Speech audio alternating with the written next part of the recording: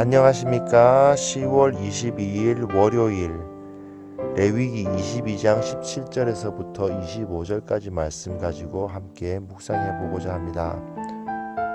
월요일이 될 때마다 참 우리 성도 여러분들 또 그곳에서 최선을 다해서 살아야 하고 또 영적인 전투를 감당하셔야 될 텐데, 오늘 본문 통해서 물론 오늘 본문 조금 이제 예전에 했던 이야기들이 반복되는 경향이 좀 있을 겁니다. 하지만 오늘 본문 다시 한번 되새기면서 내가 이 세상 가운데 부름을 받았고 하나님의 자녀로서 부름을 받았고 하나님의 나라를 선포하면서 살아가도록 부름을 받았다는 사실을 기억하실 수 있는 기회가 되었으면 합니다. 오늘 본문 사실은 제물을 바칠 때는 흠이 없어야 한다는 그런 내용이에요. 근데 사실 레위기 1장부터 제사에 대해서 설명할 때는 언제나 흠 없는 것을 드리라고 규정이 되어 있죠. 그러다 보니까 뭘 또 이런 이야기를 하나 싶긴 한데, 그럼 어쨌든 뭐 흠이 있다는 것이 무엇을 의미하는지에 대한 확실한 규정이 주어져 있다고 생각하시면 되겠습니다. 그리고 이것은 제사장들에게 흠이 있어서는 안 된다는 규정이 이제 21장에서 있었는데 그것과 이제 쌍을 이룹니다. 그러니까 앞에서 제사장은 이런 흠이 있어서는 안 되고, 또한 제물에도 흠이 있어서는 안 된다. 그러므로 너희들은 온전한 모습으로 온전한 예배를 멸시하지 말고 온전한 예배를 드려라. 이런 이야기가 반복되고 있는 거라고 생각하시면 됩니다. 그래서 레위기가 조금 이제 같은 이야기를 자꾸 하게 되는 그런 경향은 좀 있어요. 오늘 본문 17절부터 한번 읽어보시면요. 여호와께서 모세에게 말씀하여 이르시되 아론과 그의 아들들과 이스라엘 온 족속에게 말하여 이르라. 이스라엘 자손이나 그 중에 거류하는 자가 서원제물이나 자원제물로 번제와 더불어 여호와께 예물로 드리려거든 기쁘게 받으심이 되도록 소나 양이나 염소의 흠 없는 수컷으로 드릴지니 흠 있는 것은 무엇이나 너희가 드리지 말 것은 그것이 기쁘게 받으심이 되지 못할 것임이니라. 네, 사실 앞에서 자주 봤는데 하나님께서 기뻐하실 제물은 흠없는 수컷이죠. 물론 암컷을 제물로 드리는 경우도 있었지만 일반적인 경우는 어떤 상징적 의미가 있기 때문에 수컷이 제물로 사용이 되었습니다. 독특한 것은 이제 이스라엘 자손들만 제물을 바칠 수 있었던 것이 아니라 그들 가운데 거류하는 자들, 그러니까 이스라엘 혈통이 아닌 사람이라 하더라도 서원제물이나 자원제물, 화목제를 번제와 더불어 바칠 수 있었습니다. 즉 사람이 혈통으로 이스라엘 사람이 아니라는 것이 그에게 흠이 되지는 않았어요. 이건 하나의 우리가 참고적으로 한번 기억을 할 필요는 있을 것 같습니다. 즉 하나님께 드리는 예배는 꼭 이스라엘 자손들에게만 국한된 것이 아니라 사실은 모든 사람들에게 열려 있었다는 것을 벌써 이 율법에도 나타나는 거죠. 21절 보시면요. 만일 누구든지 서원한 것을 갚으려 하든지 자의로 예물을 드리려 하여 소나 양으로 화목 제물을 여호와께 드리는 자는 기쁘게 받으심이 되도록 아무 흠이 없는 온전한 것으로 할지니 너희는 눈먼 것이나 상한 것이나 지체에 배임을 당한 것이나 종기 있는 것이나 습진 있는 것이나 비루 먹은 것을 여호와께 드리지 말며 이런 것들은 제단 위에 화제물로 여호와께 드리지 말라. 네, 앞에서 한 말이 반복되죠.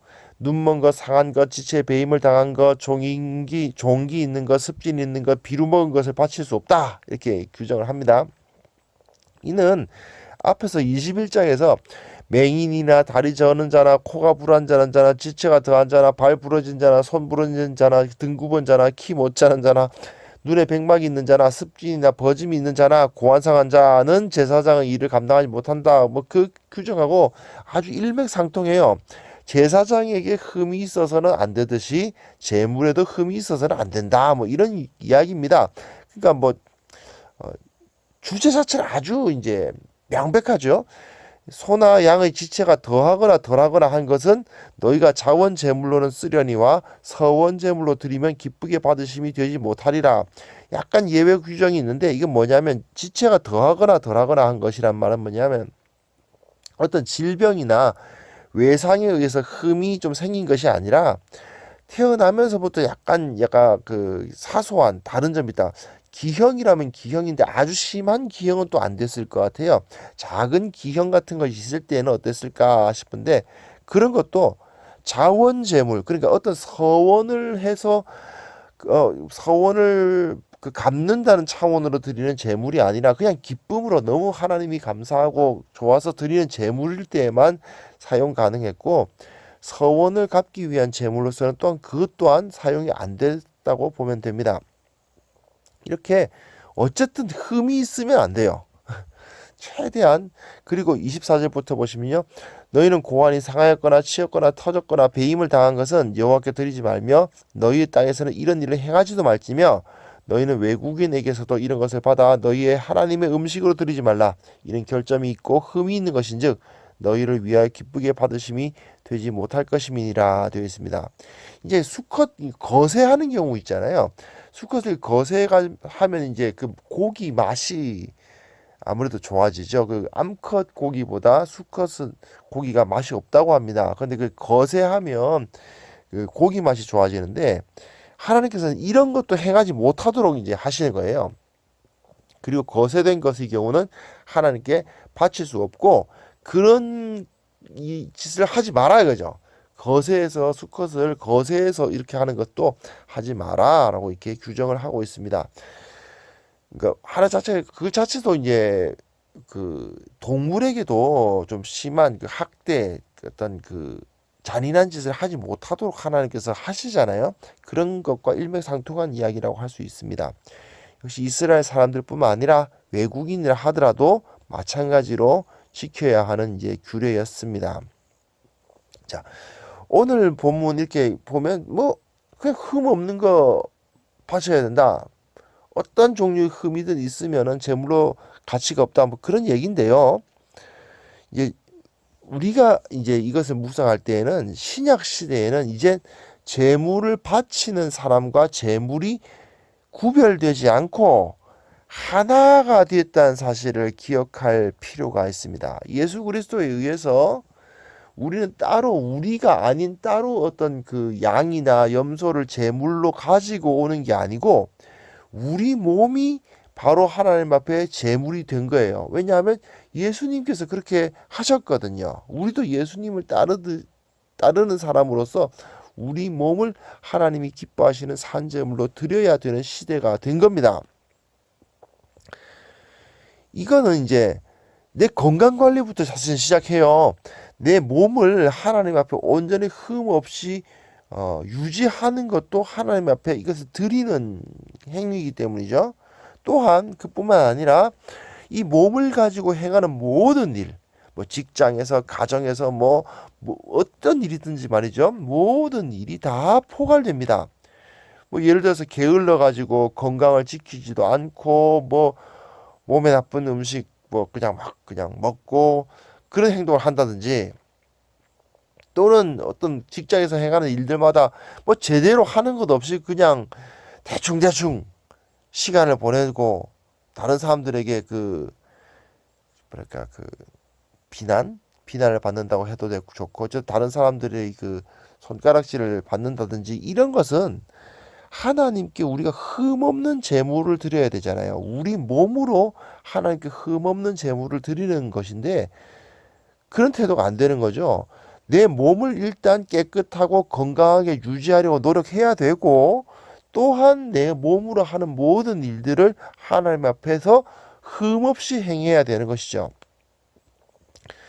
우리가 지난주에도 우리가 많이 묵상했습니다만은, 왕 같은 제사장으로서 세상에 하나님의 모습을 계시하는 자들로서 우리는 부름을 받았습니다. 우리 모습이 곧 하나님의 모습이고 우리 주님의 모습이에요. 그러니까 우리가 행하는 일 역시 하나님 앞에 드려지는 제물이기에 더 높은 기준을 가져야 됩니다. 건강 관리하는 것까지도 포함해서 말입니다. 내가 하는 일이 무엇이든지 간에 내 몸에 아무런 흠이 없도록, 내 하는 행동에 아무런 흠이 없도록 노력해야겠죠. 물건을 만들건 사람을 섬기건 대가를 받고 하는 일이건 그냥 하는 일이건 간에 세상 사람들이 역시 예수 믿는 사람들이 해놓은 일은 보면 뭐 대충대충은 안 해. 저 사람들은 이 일을 대충 하는 법이 없어. 그런 평가를 받아야 되지 않겠습니까?